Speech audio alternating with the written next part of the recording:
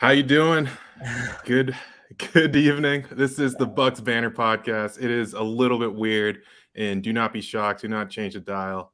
Uh, our fearless leader, Colin Halbin's having a little bit of technical difficulties, but Scott and I are still here on this odd, not a victory Monday for the Bucs. Scott, how you feeling? Good, man. Yeah, lots to take in. Kind of feels a little bit like dad's away on business and we can kind of do whatever we want for dinner, you know what I mean? And also Exactly. dad doesn't know how to bring a power cord home or any of the essentials of running a podcast or anything like that. But hey, here we are. Let's see what we can do. And yeah, no kidding, the Bucs lost. Little funny. I think a lot of people are not used to seeing us on after a Bucs loss, not just because they don't happen that often, but usually when they do lose, we find a way to get out of doing the pod. So it's Yeah, actually you can exactly. hold us accountable finally for one of these Mondays. So It's true. Yeah, there's like some weird natural disaster that's only happening in our three yeah, living rooms or something like that. Yeah, I know. It's weird how that works when the Bucks lose. But yeah. yeah, I mean, hey, you want to get right into it? Seriously, we should. So the Bucs lose. Kyle Watson comes in with the I think a feeling that every Bucs fan is feeling this Monday. Bucs lose 36-27 in the New Orleans Saints in New Orleans. It was the nightmare on Bourbon Street. The Bucs, they got it going early. I think that first drive, it looked good. The first drive of the game was a Saints drive that was basically a 3-and-out, and yeah, Jameis moving all over the field, but it felt like they kind of had it in under control. But then the Bucs come out and score right away. But it was some of the things that we've seen all season from this team is just the penalties, just nonstop penalties. And it's the thing that I was kind of hitting on 2 weeks ago, where I was talking to you guys, and I was just like, I just need to see this team play a air-free football. And they did it against the Bears. They did it against the Bears, but the Saints, obviously, that's not the same Saints team that we saw in Seattle. No. They played a much better game as well, too. So credit due for them. But I think the Bucs really beat themselves in this game because it shouldn't have been close. But go ahead. No. And I think it was Terrell Bryant. They were just penalties, and MF and penalties there. And yeah, man. And there's some penalties don't kill you, and then some do. And it seemed like every single one that the Bucs had was just an absolute killer. The roughing the passers, which a little bit iffy to say the least for Devin White. But then there's a taunting call in there. I believe it was. He got away with one. Sorry to cut you off, but he got away with one of the taunting calls. The first one, he tackles Ingram out of bounds and literally pushes his head into the sidelines. I was waiting for the flag, and I was like, "Oh, I guess they're not calling that today." Yeah, and then like the next 3 times that it happened, they were all over Devin White. I know. So. That's when you hear the announcers, oh, they're letting them play, and then it's like, no, they're not. No, they're definitely not. Series and something like that is going to happen, and it'll absolutely get called. But yeah, it was just too bad. It really piggybacks off of last week's show, what we were talking about post the Bears game. That was as clean a football game as a team can play. And, obviously there's funky stuff between the funky bunks, between the Bucs and the Saints, no matter what. And New Orleans is always weird. And, Sean Payton gets them up, and Jameis was playing well before he got hurt. Simeon obviously did enough, which was crazy. I'm looking at the live lines as soon as Jameis left the game, and I'm like, oh, how are we not hammering the Bucs here? And then again, they take the lead, or a third time, they're down by 2 with 1:40 left. You're feeling pretty good that the Bucs are going to win the game. But sorry, I'm a little bit of a tangent just about their different chances to win, it felt like. But turnovers, key penalties, not getting off the field on third down, whether it be just not making a tackle or because of those penalties, and it'll kill you. It's just hard to win. It's hard to win in the NFL, and it's really hard to win on the road. It's so true. And it's like, you look at the stats, you look at the box score after a game like this, and you talk about third down efficiency. The Saints were only 5 for 14 on third down, but they gave up 6 first downs off of penalties. They're literally beating themselves when they're playing like that. Right? Exactly. So add those to the stats, right? Exactly. Obviously, that's one of those hidden box score things that you need to actually dig deep, because that's so huge. The whole NFL is basically predicated on getting off the field on third. Like defense is getting off the field on third down, is making one big play or like one stop in order to do it and get your team the ball back. And it's hard. It's hard to do, right? So you definitely don't hit the quarterback in the head. Like you just can't do it. Like you just can't do it. And I understand. Hey, I totally understand some of these penalties that are getting called league wide. Quarterbacks ducking and a taller guys it's a helmet to helmet, things like that. Hey, you can't avoid that. That's just they're gonna have to do something about the rules and make it maybe even more subjective about calling that a personal foul. But it just was one of those games where everything went not just. I shouldn't say went against the Bucs as if they were screwed or anything like that because they shot themselves in the foot. But they were climbing uphill ever since halfway through the first quarter. It just seemed like one of those games. I couldn't believe they had a chance to win. It was really bad, and it comes down like one of the times where I was like, okay, maybe this isn't the Bucs' day. Was William Golston. William Golston had one of the worst roughing the passers I've seen in a long time. Gets his helmet knocked off and basically is just so upset about that he just hits. I think it was Simeon was in the game at that point. And it just not only does he take the penalty, but Winfield gets an interception on the back end that just gets negated because of that. And you're just waiting to see, okay, when are these guys just going to almost grow up and just be like, okay, we can just win this game. We can just beat every team in the NFL because we have the roster to do it. We have the quarterback to do it. We have the coaching to do it.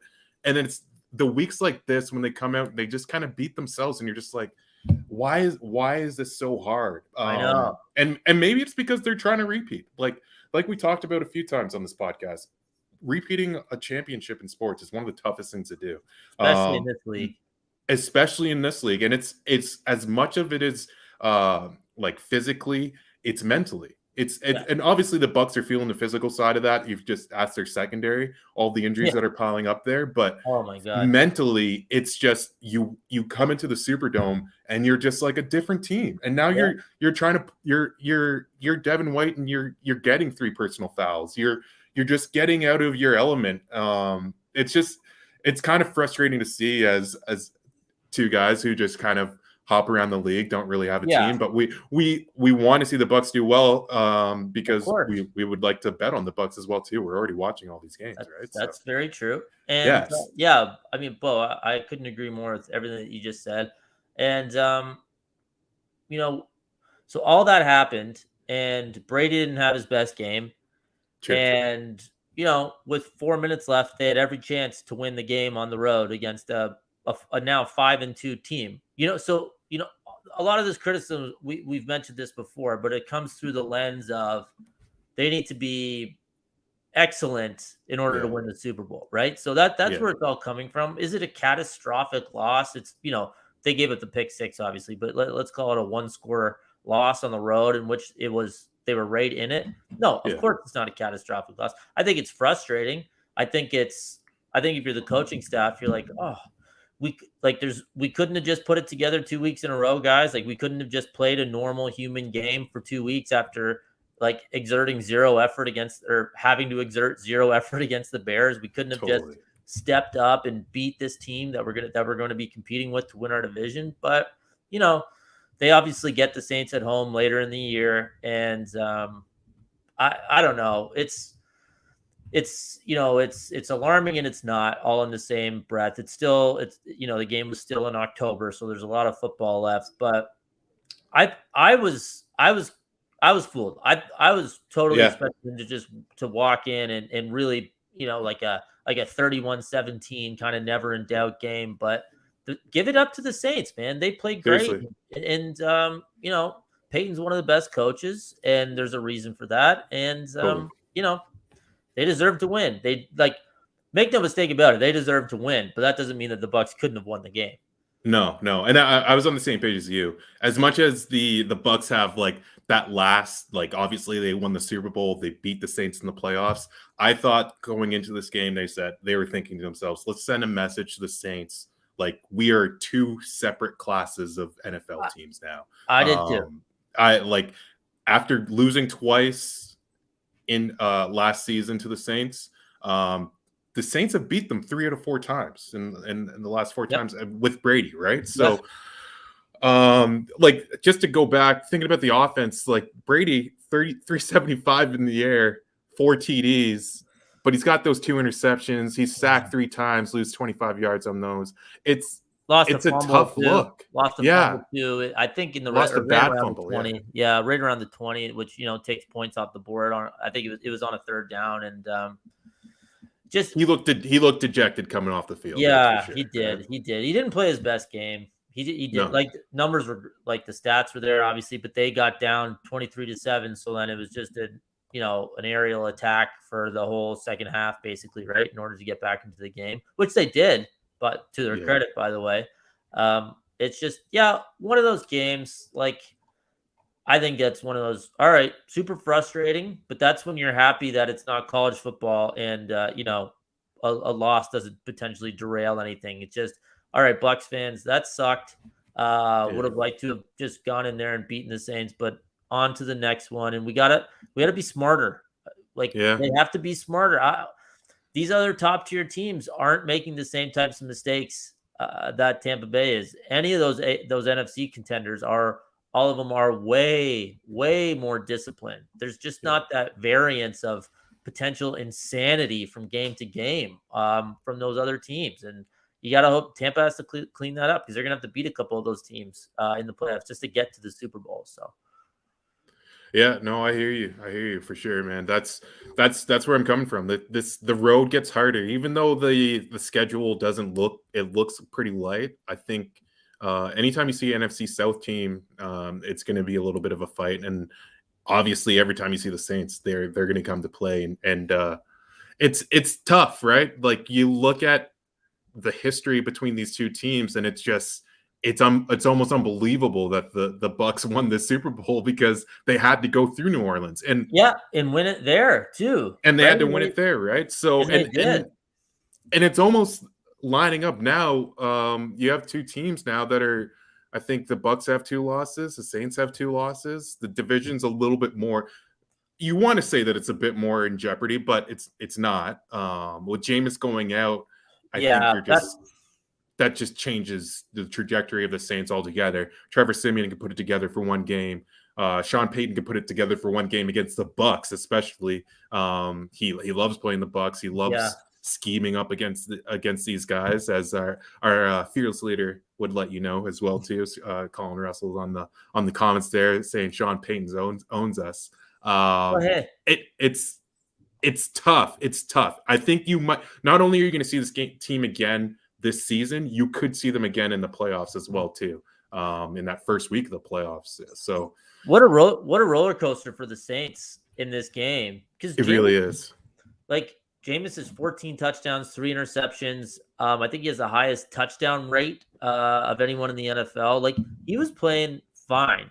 Absolutely. He was no problem this year, 5-2, and but they get a huge win, but obviously the cost of losing their starting quarterback. It's just oh man, I mean, we're gonna get into some injury talk and some stuff, but it's just so fickle, this league. Like, obviously it's a 53-man roster, and it's not the NBA where if the best guy goes out, you're screwed basically. But the quarterback goes out, that's a pretty tough scene. And credit to Siemian, and like you said, Peyton probably deserves the benefit of the doubt to get Siemian ready to play. But yes, Colin, I did hit Tampa on the money line in the in-play. I was just about to echo his thoughts. Like, we kind of skipped over it, but like, when you're watching a game like that, are you see Jameis go down, and you're just basically saying, okay, let me. I'm just thinking, like, how are they getting this done? Are they going to be able to score anymore? Tampa's going to score. Like, they're going to score a few touchdowns and get back into the game. And I figured it was going to be, you're getting whatever odds, like plus 225 when they went down 23-7, which isn't great, but there's still a ton of time, and it's only 2 scores technically. They really kind of treat it as 3. But I figured it would be a close game at the end, and it's going to come down to a coin flip, and I'm going to have a chance at it. So I fired away on Tampa, and then, they take the lead. Great. New Orleans just marches down their throat. The Saints are coming in and then kick a field goal to take the lead. And then I'm still thinking Brady with 140 is a favorite I know. to go score points. And the broadcasters were right with you, right? They were trying to line it up to have that clip on Sports Center, just saying, okay, you can't give Brady this much time, right? But and then the pick six, and it was just one of those games. It was one of those games. I never as much as I felt good about the spot and the price of that bet, I never felt just good about the vibe of the game. I thought they were gonna actually I don't know. It kind of played out as I thought as I was watching it, but what can you do? On to the next one. I hear you. A few bright spots, even though had some. I think he had a drop late in the game. Tyler Johnson actually stuck out to me when I was watching that game. Really, really productive wide receiver for the Bucs. Nice, little ace to have up your sleeve. Tyler Johnson, they're just one of those guys that Brady trusts. I think Brady. I think we can say that now. Brady, that's one of the guys that Brady trusts on this team. And can go to him on a big third down, can go to him on. I think we should talk about this at some point. I think first down is just as important as third down. And if you're going to be able to go out there and throw the ball on early downs and having those wide receivers that you really trust. The Saints were trying to take away Godwin, trying to take away Mike Evans as best as anyone in the NFL can. But Tyler Johnson was very formidable in that third wide receiver role with AB out. I think we lost Gronk during that game as well too. I think it was pretty early in that game as well, which is tough to see. But I think coming back from injury, this is his first game back. I don't think that was a shocker to anyone. You just want to have Gronk ready for the playoffs, right? So and they're actually off this coming week, so coming at a pretty good time. Hopefully to get some guys back right in the middle of the season. They played 8 games off, and then they're going to play 9. So that's solid. But I mean, I agree. The fact that they find these guys and just that he looks good. Johnson looks legitimately good. Look good. And, another Jalen Darden too. I just want to say that as well. He was explosive when he got the ball. When they get the ball in his hands, it's kind of like if you were on the Saints, I'm sure that you're basically holding your breath every time Jalen Darden gets the ball. So exactly. They're finding guys that can make plays, and they just didn't have it. They just didn't have it as a group, collectively, I would say. But like you said, definitely some bright spots. I thought pretty interesting. I thought it was a pretty distinct lack of playing time for Tryon. I think he only played 8 snaps, something like that. Arians was asked about it after the game. Sorry, flipping over to the defensive side of the ball, obviously. And it was. He just commented that it was about how good JPP had looked and what he had been doing in practice. I said 8 snaps still seems quite low. Yeah, I think correct me if I'm wrong. I'm almost positive I saw Tryon on the punt team. Maybe I had missed that earlier in the year that he had been doing it. But he had been playing punt coverage, or kickoff coverage. But that seems wild to me. Yeah, it is. And honestly, when I was thinking about this game and trying to go through my notes, I don't have really any bright spots on the defense. The defense was not good yesterday. No, it wasn't good. Steven Glasker comes in on YouTube. The good news is this team can stop smelling their own farts and actually get down to some serious work and focus on fixing their problems now. And that is some is some real advice for the guys on the defensive side, because even a guy like Devin White, who we have raved about on this podcast, and even before this podcast started, Colin and I would literally just text about him like little schoolgirls of how impressed we were with him and what his trajectory was in this league. Not a ton of accountability coming from him after this game. He said in his press conference, "I vibe better when Carlton Davis and SMB are out there." It's really kind of you're playing these games every week, right? You're going to see these guys in the locker room. I'm sure you're not splitting the locker room with a comment like that, but it's kind just of protect your guys, right? Just not a good look, man. No, you had a bad. He hasn't been good. Let's just say it. For this season, Devin White has not been the player we saw last season. No, so he's I hesitate to say he's taken a step back, but he definitely has not taken the leap forward that we were hoping for to shoot him into that True. top echelon of linebackers. He just hasn't. He hasn't been that good. The defense has been good despite injuries, but it isn't terrifying. People can score on them. It's not like that. And especially if you know you're going to be gifted these personal fouls every couple of possessions, and that's a big chunk of the field that you're just giving the other team, right? So it's all part of it. I was disappointed in White's comments. I thought he should have just owned it, and he didn't have a good game. That's okay. Like, it happened. Yeah, no, he didn't. He's not having a good season. I think if you're looking at that press conference, you're kind of wanting to see him take some accountability. I think really just like to shift gears. One of the really concerning parts of this team early on was basically say, okay, everyone's so scared to run on us. And I think you saw the tide kind of change last week against the Bears. The Bears got out, ran the ball a little bit more, and were successful doing it. The Saints ran the ball 32 times this weekend, and they ran it for 152 yards, 4.8 carries per touch, right? Like that is an efficient running attack. You're basically saying I can run the ball on 3 downs and get a first down with that. You're taking 4.8 all day. You're taking 4.8 yards per carry all day. Yeah, for sure. You're not I think this defense is changing the way that they're being looked at across the league. They're not getting the quarterback as quickly as you would think they would be, even when they're sending the blitz. When they are sending the blitz, they're getting the quarterback. But when it's just a 4-man front, they're not really getting there.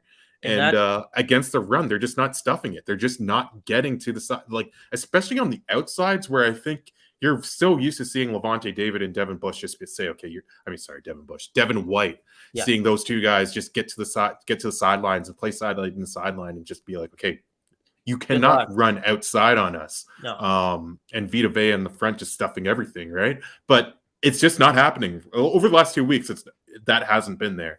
No. You're not as scared. And it's almost, I'm just like, oh, they should give Kamara a touch here. And like, let's see them run the ball and like open up the play action, right? So it's a tough look. I think if you're looking on the defensive side of the ball, you're kind of nervous if you're a Bucs fan. Yeah, and I totally agree. And it's not that the pains me to agree. Yeah, Colin chiming in. He needs to be better, and it's true. It's true because a lot of the prognostication was they're going to be able to only rush 4 because they're so talented and they're going to be able to get to the quarterback.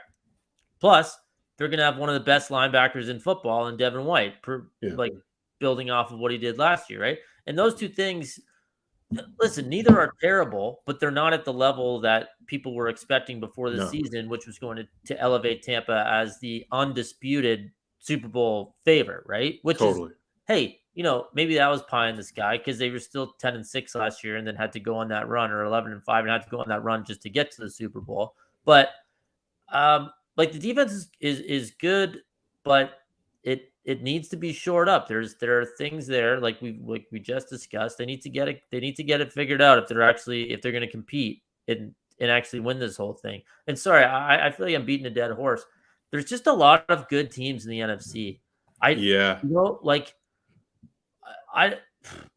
want to have to beat like Green Bay and then the Cardinals or the Rams and then the Cowboys or some combo of that? I don't care where the game is played in order just to get there. Like, they have high expectations, but they should look at the roster and look at what they did last year. They should have these high expectations. Defense hasn't been playing well enough. That's what it comes down to.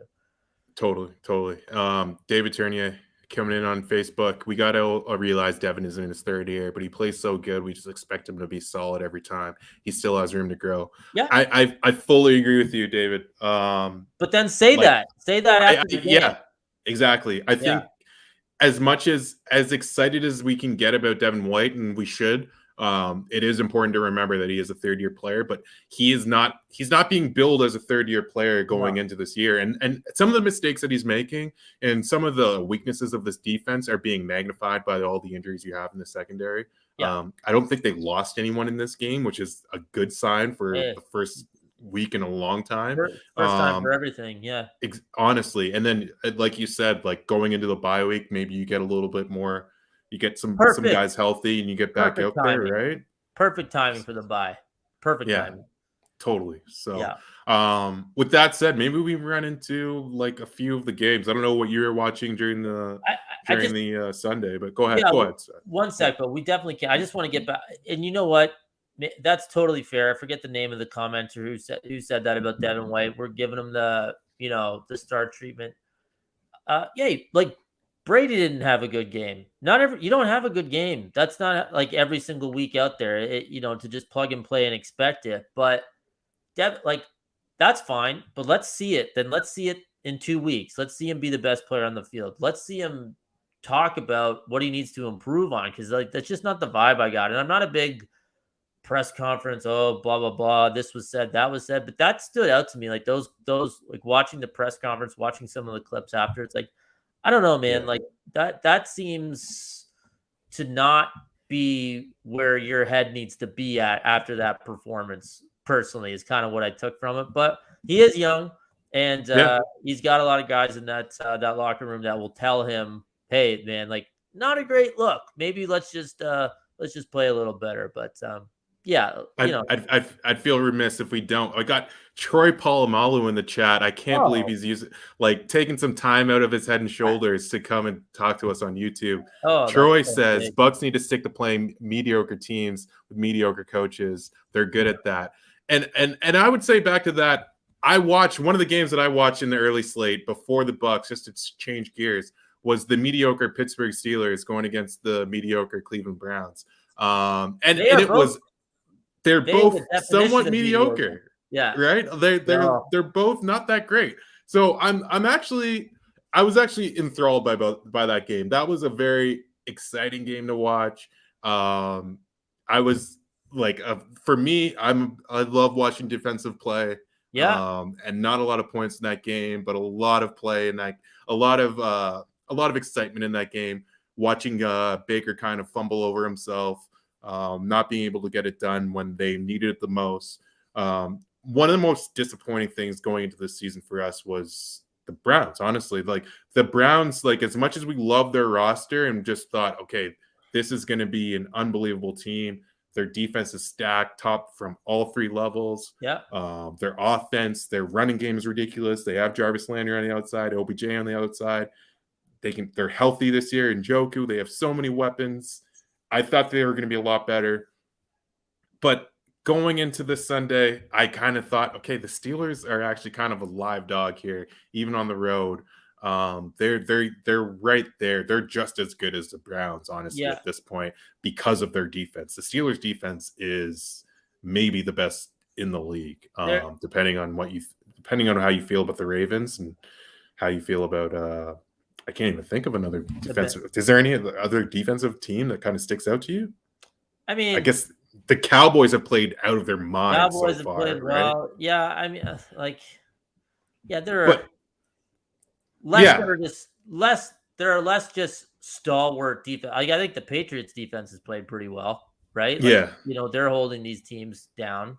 And honestly, the Saints, top tier defense. Yeah. Honestly, like coming in from our leader here, our usual host, Colin Russell. Saints D is legit top tier, which I can't disagree with that. Honestly, they're good on all three levels as well too. And they've got. Go ahead. Yeah, no, I'm just gonna say, and to get to the Pittsburgh Cleveland thing, this is the last.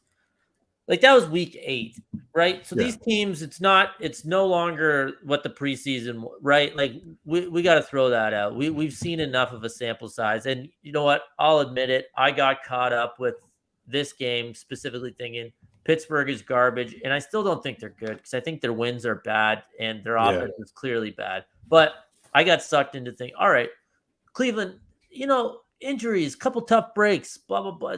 They're just not. No, they're just not that good. And as much as I don't think the Steelers are great, they're still like a real team that you have to go out and beat. And going into this week, I was convinced Cleveland minus the 3.5. I had no problem with it. Obviously, you'd like to see it under a field goal, but still, I thought they were gonna rise up a bit, show that they're in contention in the AFC and in that division with Cincinnati and Baltimore. But their passing game is stuck in mud, man. They can't do anything. No. Landry and OBJ, obviously, like, OBJ, someone's up. He can't move. Like there was a play. I think it was on a post pattern. He was wide open. Yeah. Ball came a little bit high, and it was to the shoulder that he has injured, and he literally got it up. His shoulder could only go up this high. Yeah. Like he can't actually. He's not 100%. So I'm picking on the Browns a little bit just because we did have such high hopes for them. Yeah. But like obviously OBJ is not 100%. Jarvis Landry seems like he's 100% now, but they've lost him for a few weeks. Yeah, they're just not the team. They're not that Super Bowl contender. No, they're not even close. They could sneak in. They could sneak into a playoff spot if they win the right games coming in, but they're not good. And I've been stubborn, kind of treating them as they'll figure it out. They're going to turn it around, and they're not terrible. They're not anything. They're just whatever. And going forward, we need to treat them as another one of the middling whatever teams in this league, because that's what they are. But totally. 10 points. Go ahead. But just 10 points, like you got to score. And when Baker got the ball back down 5, I never thought they were going to go down and score. Never. Exactly. No, and he's good is good, but he's just okay such a high percentage of the time, it seems. Like people in this league, it's like everything. Like everyone talks in absolutes, and it's so drastic and dramatic and all this. And oh, he sucks. Oh no, he's actually a top 5 quarterback. It's like, no, man. Like when there's 32 starting quarterbacks, there has to be a 14th best one. You know what I mean? Yeah. Like that's just how this thing works. And that's probably where he falls. Doesn't need to be killed. He doesn't need to be kicked to the curb, and he doesn't need to be held up. He's just fine. We've seen him enough.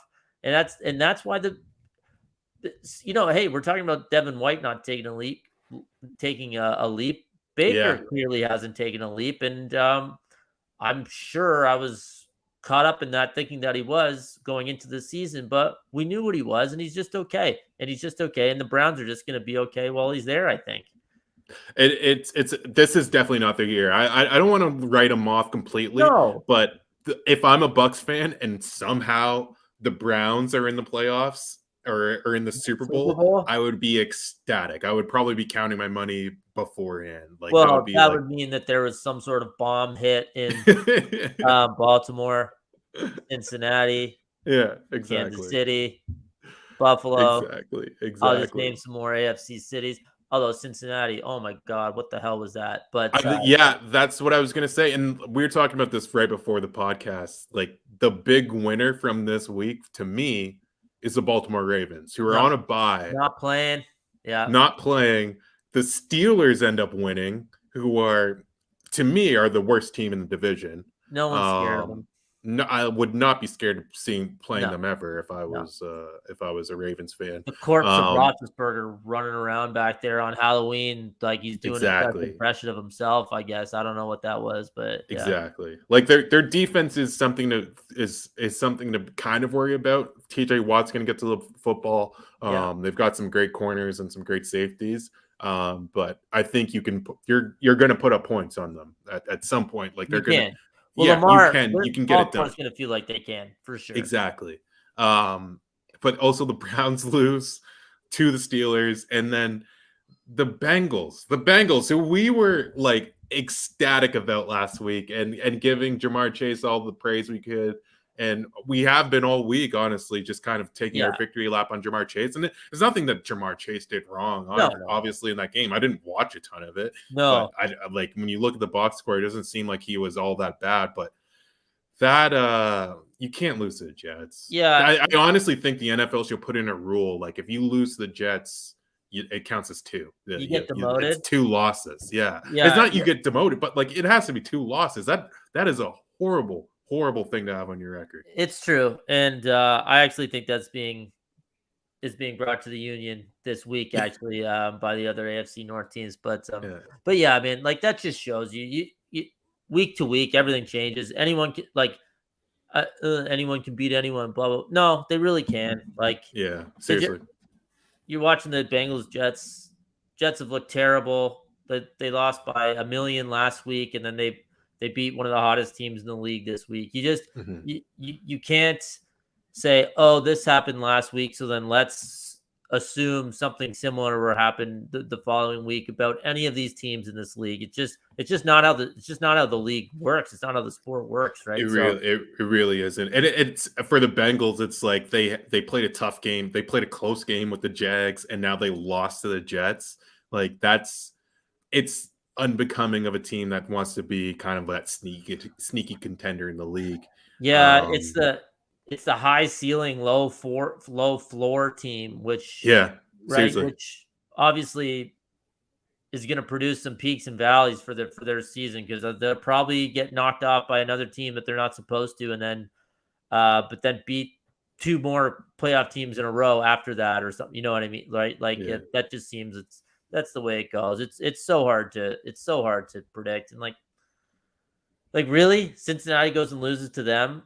They scored 31 points and lose to an offense and and you know, like the backup quarterback, it was the guy, Mike White. Like, oh yeah, sure, he sounds real, and just killing it to the point that Robert Sala's like, okay, we might we never know what's gonna happen. Maybe this Mike White guy unseeds Zach Wilson, our number 2 pick. This isn't a Jets podcast. We're basically never going to talk about the Jets other than these two. Like, they have 2 wins. It was a pretty pat them on the back. I'm not that worried about the AFC East in general. Actually, other than the Bills, I will. I'm sorry, I will not. Bills fan, I'm sorry about that. I forgot you guys were in the division for a second. But the Titans, the Jets beat the Titans as well. The Titans have been a different team since then. This week they proved it again, just coming back against the Colts. 14, they were down 14-0 and just battled. Then they remembered, or Carson Wentz remembered that he was Carson Wentz as that game went down the stretch, and just started giving up points to everyone. Threw one to his own team, gave one to the other team. Doesn't matter. Carson Wentz will give you points in the fourth quarter. It usually isn't on your team. It's usually the other team that's getting the points. But yeah, Carson Wentz is out there. He's doing Carson Wentz things. The Colts lost that game basically because of Carson Wentz, because of Carson Wentz, because of that. But yeah, the Titans are a good team. Yeah. Okay. Yeah. We're all out. We're all out. Yeah. He's effed up to watch. Like, there's always something like, just don't do that. Like, you can see that he's about to do something. What are you looking at? Stop it. I feel bad criticizing players all the time, because I'm like, these guys, not only they've forgotten more about football than I'll ever know, but holy Carson! I'm literally, every time I watch Carson Wentz, I'm just like, what did you see? Like, where were you going with that one? That's where you'd love to be, in the film room on Tuesdays, and it's like, so Carson, what the hell? And that's just it. That's just all the quarterback coach and coordinator show. It's like, yeah, man, I don't know. Don't really know. Seriously. I'm trying to flip it with my left hand on the goal line, and hope the ball fell to the ground. What a game. Like, back from a back and forth standpoint. And sorry to take it back to the gambling line. That line was bopping all over between -2 Titans, -2.5 Colts all week. It was just people deciding where they wanted to plant their flag, right? And then after all that, it ends up going to overtime. So I feel like that game had a lot of action on it both ways, and then it gets drawn out to overtime, which is a little bit funny. Which I was monitoring the end game on that one as well too, and it went to Titans plus 20.5 at one point, and after the second touchdown. Wow. And they didn't score right away after that second touchdown, so the Colts had the ball again. Indy got the ball back. And you're just like, I'm not watching this game, but I'm like, how is this 20.5? Like, what are you guys seeing? But yeah, the crazy game. Game.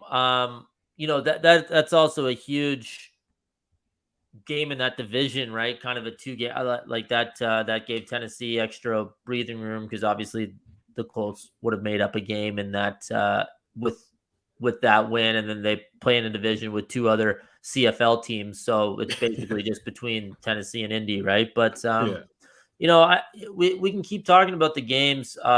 But those were kind of my major takeaways. I feel like the natural segue though is into the Derrick Henry injury, just from a league-wide standpoint here. You knew exactly where I was going. That's why I brought up that game, and why, like, even though I didn't watch a ton of that game, Derrick Henry going out is the talk of the entire league, and it is the absolute worst.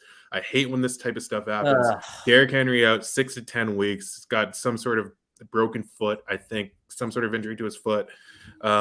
Slight chance he's back in the postseason. Well, 6 to 10, that would be that would put him on track to play in the playoffs. It's the 5th metatarsal in his foot, probably from kicking someone in the head as he was running past him or something like that. But that these injuries suck, man. He was as valuable, or he was having as good of a season as any non-quarterback basically in the league. And for anyone who's listened, I'm not a big running back has value guy.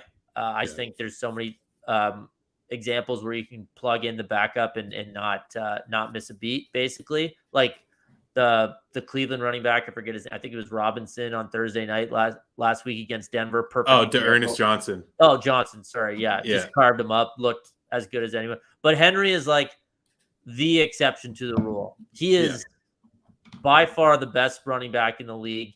He is better than whoever else they have on that offense. The teams will have to scheme completely differently as a result of him not being. It is not everything else I've said about running backs does not apply to Henry and the Titans. That's how important of an injury it is. It's a different. He is an absolute definition of a game changer. Yeah. Every defensive coordinator is sleeping better at night knowing that they're not going to play Derrick Henry for the next 6 to 10 weeks. As much as it sucks that he's not in, it's just so tough. The Titans brought in Adrian Peterson, which I don't know. That is going to be super interesting to see how that plays out, right? Like, I don't know. Like, did he have something less? Was he with the Lions last? I can't remember his last stop, but I saw a tweet today. It's like, for anyone who's doubting Adrian Peterson, they showed a clip of him with the then Redskins taking one of the house. I can't remember who it was against. It was like, this happened less than 3 years ago. It's like, well, I would hope so. Oh, wow. I hope it's within 3 years of now. Like, this is who they're deciding to sign. I mean, he must be putting on a workout show for the ages in order. Like, there's a lot of guys that you can pick up, I would imagine. Yeah. But hey, well, it's that time of year, right? Like, it's unbelievable that the Titans are actually playing the Rams next week. Yes, which they're at the Rams, who are literally all in on this season. So this is a team that I think every Bucs fan should be keeping an eye on. Is the Los Angeles Rams, because this is a team that you're going to have to most likely see in the playoffs. Yeah, the Rams look great, and they've mortgaged absolutely everything. We talked about this before the podcast in our little group chat. The only pick they have next year or during this draft is in the upcoming draft, is their 5th rounder. They've given up everything to get Matthew Stafford, to get Jalen Ramsey, and now to get Von Miller. They've given up 2nd and 3rd round picks to get Von Miller in the upcoming draft. And this is basically saying we need to win the Super Bowl back to back, or none of this was worth it. None of it was worth it. We have nothing as far as draft capital goes in the league that values draft capital more than absolutely any other league. They've given up absolutely everything to go in. They're adding Von Miller to a defense that was already very, very stout, very good defense.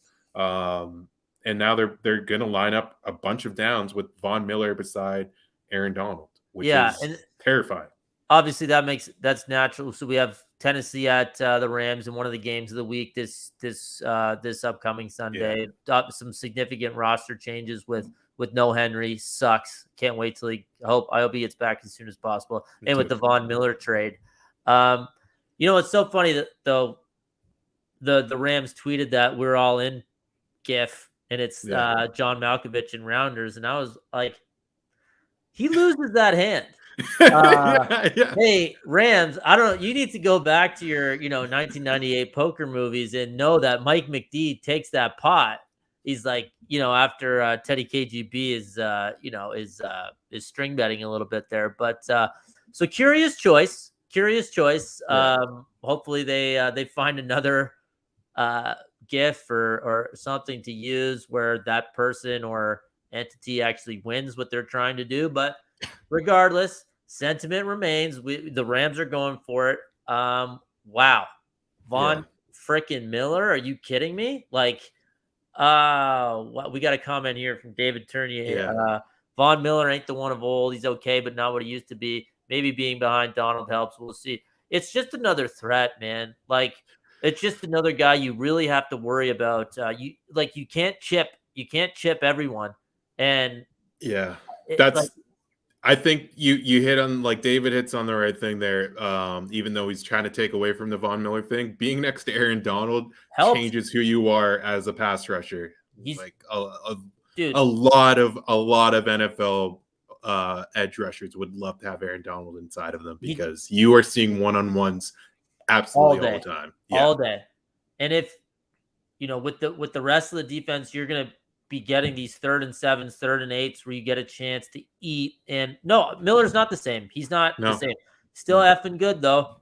Still a pretty good pickup. Still a pretty good pickup for the 2 5th-rounders or whatever they gave up for him. And Denver's paying his salary for the rest of the year. Like, you're trying to win. And Vaughn, not as good as he once was. Still a threat, still a freak out there, and a huge threat. Yeah, I don't know how you're a Rams fan. You just got to be loving what you're seeing. If you're a Rams fan, hopefully you are only like locked into this season, and you're just don't think about anything in the future. Just say, okay, we have to win. We have to absolutely win this Super Bowl at home in our brand new stadium in SoFi. And it's going to be one of the best parties ever this city's ever seen. But that's the whole point, is to win. Yeah. Like, everyone, it's like, well, it's not like the NFL has an end date, right? Like, everything just rolls over. We're just, we'll wait till next year. Oh, we'll wait till next year. But we're going to do this. Like, well, yeah, someone's got to win now. So you may as well just try. And also, it's like, sorry, I saw another tweet today. I think it was Roger Sherman from The Ringer. And he said something like, the Rams basically finally had the 1st overall picked Jared Goff, and we're like, we don't want to do that again. And then just gave up every single pick that they've had and traded them for real. They're just like, players. We're bad at this. We don't know who the good players are. You guys pick them. We'll trade for them. The draft, not for us. We're not going to be one of those teams that drafts players, as it were. But man, I mean, just what a pickup. And I don't know. Does that change the pecking order for you at all? Or does it just kind of more cement them as what we already knew, one of the best teams in the league? Yeah, and you know what? We kind of skipped over what happened on Thursday because we probably it's just once you go through a Sunday, you're just like, okay, let's just talk about that. That's true. The Thursday nighter, the Packers, the Thursday nighter was insane. I think the Packers are, if you were coming out of week 8, kind of just like trying to take a water level to everyone. I know this is a Bucs podcast. It kind of feels like the Packers are the best team in the NFC right now, and that's I love the Rams going and getting Von Miller and saying, okay, we're all in, but it's so tough to pick against the Packers right now because they're not even full strength, Scott. Like, they're waiting for a bunch of guys to get back. They're going to get Jair Alexander back. I know our host, Colin Halbum, will kill me for this, but they're going to get Kevin King back as well, too.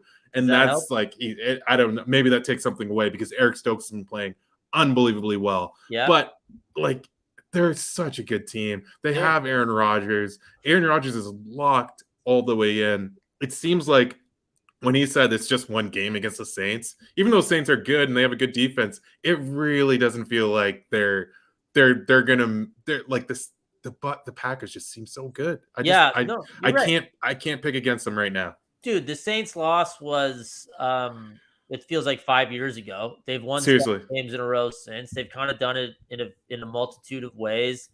that was a masterclass by LaFleur and Rodgers on Thursday night. How they picked him apart, how they managed the game, kept the ball. Now, granted, kudos to the Cardinals. Green Bay did all of that. Now, they obviously made the killer mistake with not scoring first and goal from the 2 or whatever at the end of the game that would have put them up 10. Which, who knows what AJ Green was thinking? I think AJ Green's still trying to figure out what play what route he was supposed to run. Yeah. Yeah, sorry, I keep saying this, but I saw another tweet where it's like AJ Green actually announced his retirements during a play on Thursday night. It's like, that was one of the most old man moments. I've felt that's happened to me too. I've been in the grocery store just being like, why am I in this aisle? Yeah, I know. You're just like grabbing pancake mix, even though you're looking for salsa. It's like I don't what's going on. Yeah, hey, been there too, pal. Yeah. But yeah, no qualms with you taking Green Bay right now. The other thing is, I do think in general, like home field advantage doesn't mean as much as it once did, but theirs is a distinct advantage in the fact that it's played in a different climate than these other contenders would be, i.e. Tampa, Dallas, Arizona, and the Rams, right? So no, and hey, Tampa went up there and won last year. It's not impossible, but we also know that Rodgers is absolutely unbelievable in the cold and in the playoffs. They just haven't got to host that many actual NFC championship games, which is surprising given how good they've been. So I do think that means a little bit. I'm not going to be like, the game's in Green Bay, then Kyler Murray is going to snap in half in the cold, or the same thing's going to happen to Dak or anything like that. No, I don't think that. And we know it won't happen to Brady. It's just, hard to disagree with the Packers, man. That was such an impressive win on Thursday. I would put the Rams slightly ahead of them still. You feel a little bit better about them. Yeah. I do too. I do too. Just because, like, as much as I'm talking about Aaron Rodgers, I think we're underrating how good Stafford has been all year as well too. He's really good. And I think their defense is probably, even with a fully healthy Packers defense, I think the Rams defense is a little bit better with Von Miller. We're getting close to the end here, Scott. I'm just going to before we get it going, let's wrap this back up with a little bit of Bucs talk. I got David Tanier, who has been awesome in the comments, and like and subscribe. Bucs Banter. Find Bucs Banter on every platform you've got. Send us likes, send us the subscribes, turn on the notifications. We're here every Monday for sure. Even after losses. Usually after a loss, we try to go into our little holes and pretend like it didn't happen. But after a loss, we'll be there. We're ready to talk. We're always ready to talk, and possibly on Friday. Friday, I don't know what you're doing Friday.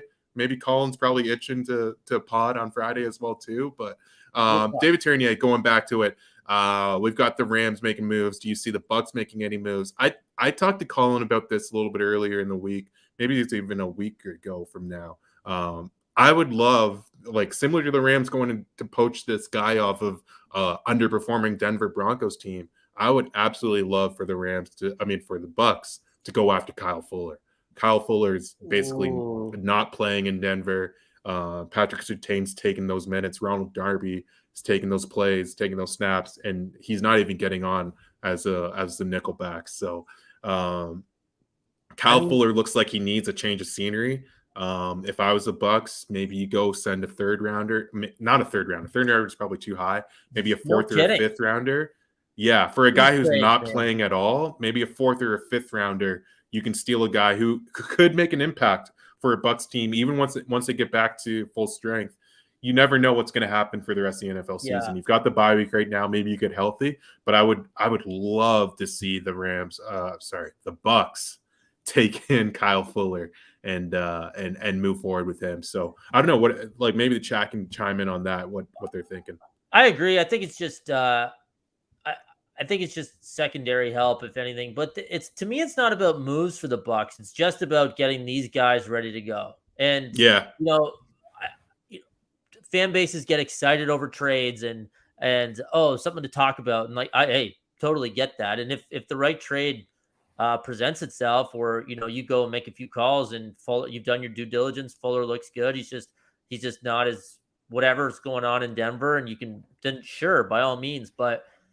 The Bucs have enough. we know the Bucs have enough.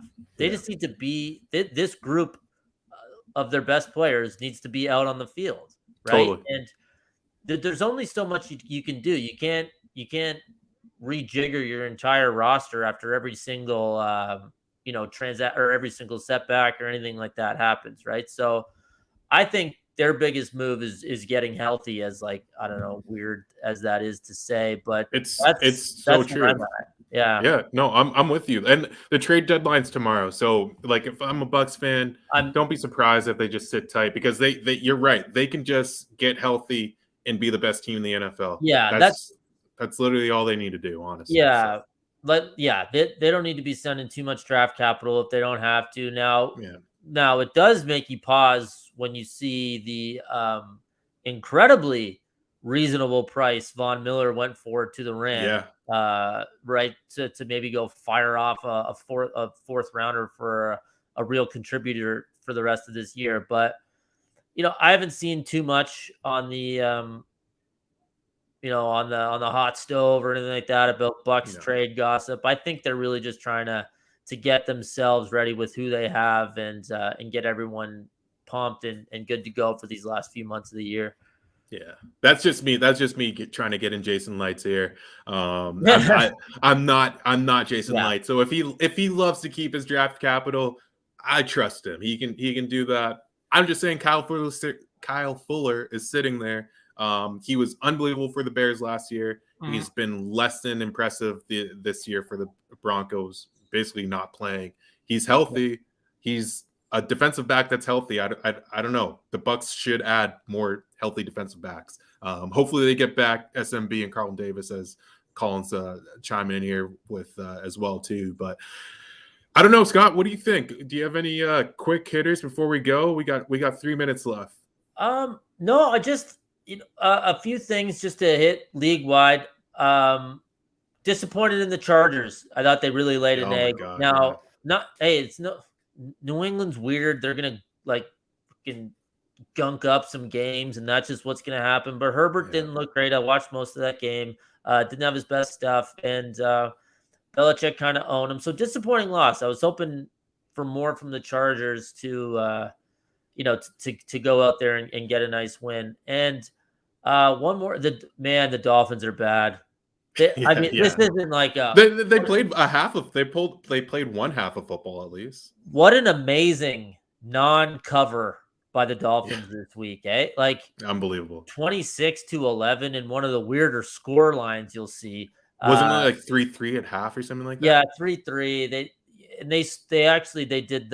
They went for 2 and they were down 14, so they cut it to 6, so it was 17-11. It's like, all right, they're right in it, but they just found ways to lose, to not get in the game. I only say that because feels like they're not in the Lions, Jaguars, Texans stratosphere of just awfulness, but they suck. They're bad. They're tough to watch. That's probably going to be the Jets' third win is against the Dolphins whenever they play. So, for me, like you're right about the Chargers. I was going to give a quick shout out to the Pats as well too. Going into that game, they deserve it, man. They came in basically saying like, basically just they do everything that the Chargers are bad at covering up. They run the ball well. They get through. They have that short passing game. They're not looking to blow the top off of a defense. So big shout out to Mac Jones and just kind of game managing and smelling blood and going for the win there. So I thought the Pats were good. Also the Cowboys pulled out a gutty win Sunday nighter. Not a fun game to watch, but they pulled it out. Mike Zimmer is terrible. Rush. Cooper Rush. Mike Zimmer is terrible. He still thinks like football, there's no forward pass. It hasn't been invented yet. That's an absolutely unforgivable loss for the Vikings. They're probably out of it now just with that. Like you have to win that game. You have to win that game at home. And Lions and Jags, you are who we thought you were. Oh my goodness. Seriously. Like that's wow. Just really bad. It's just really bad. But guys, I mean, hey, we're coming to the end here, but Bucs fans, enjoy the bye week. We'll be back next week, obviously, to discuss any happenings. We'll see maybe some. We'll check out what happened at the trade deadline, obviously. But enjoy the bye week. It was a tough loss, but 6-2, and a lot of winnable games coming up here, boys. No doubt, no doubt. A lot of winnable games. And shout out to Bucs Report. We're always so happy to have them host us. You can find us on Bucs Banter on literally any platform you want to look out for. Just put Bucs Banter in the pot in the search, and we'll pop up. You'll see the three of us most likely. I was gonna jump on a little bit of a Spartans talk, but I don't think we have time for that. Scott, sorry. Good to talk to you. Internet's cutting out. Yeah, no, I don't. Internet's just about to cut out. We're fresh out of podcast here. So what a guy to pop in and say that at the end. Honestly, okay, all right. Thank you all for joining us. This has been the Bucs Banter podcast. What up, Binks? Peace. Thanks, guys.